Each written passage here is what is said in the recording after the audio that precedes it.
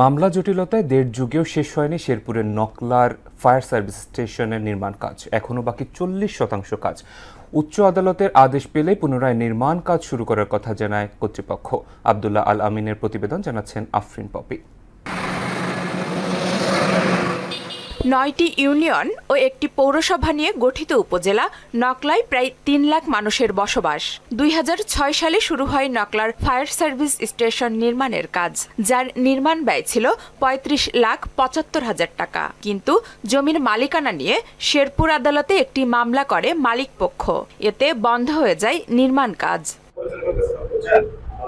নকলায় যে কোনো জরুরি দুর্যোগ মোকাবেলায় সাহায্য নিতে হয় জেলা সদর সহ আশেপাশের উপজেলার ফায়ার সার্ভিসের। এতে সাধারণ দুর্ঘটনাও ভয়াবহ আকার ধারণ করে। এছাড়া উদ্ধার কর্মীর অভাবে পানিতে ডুবেও প্রাণ হারানোর ঘটনাও ঘটছে। এতে সব সময় আতঙ্কে থাকেন নকলাবাসী। উপজেলার প্রত্যেকটা এলাকাতে অগ্নিসংযোগ ঘটলে আমরা সেই ঘরবাড়িগুলো রক্ষা করতে পারি না। ফায়ার সার্ভিসটি যদি এতদিন চালু থাকতো, হয়তো আমরা কিছু জীবন বাঁচায় রাখতে পারতাম, হয়তো আমরা এতটা ক্ষয়ক্ষতির পরিমাণ হইতো না আমাদের। এই এলাকাবাসীর স্বার্থে এবং এই এলাকাবাসীর আগুনের নির্বাপক থেকে মুক্তি পাওয়ার জন্য দ্রুত যাতে এই কাজটা আমাদের হয়ে যায়, এটাকে দ্রুত চালু করা হোক।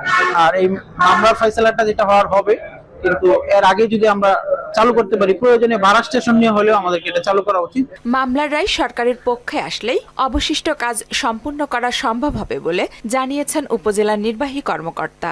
দ্রুত এই সিভিল ডিভিশন মোকদ্দমার একটি শুনানি রয়েছে হাইকোর্ট বিভাগে। সেই শুনানিতে যদি সরকারের পক্ষে রায় আনার বিষয়ে তারা খুব তৎপর রয়েছেন, তাদের আইন বিভাগ কাজ করছে।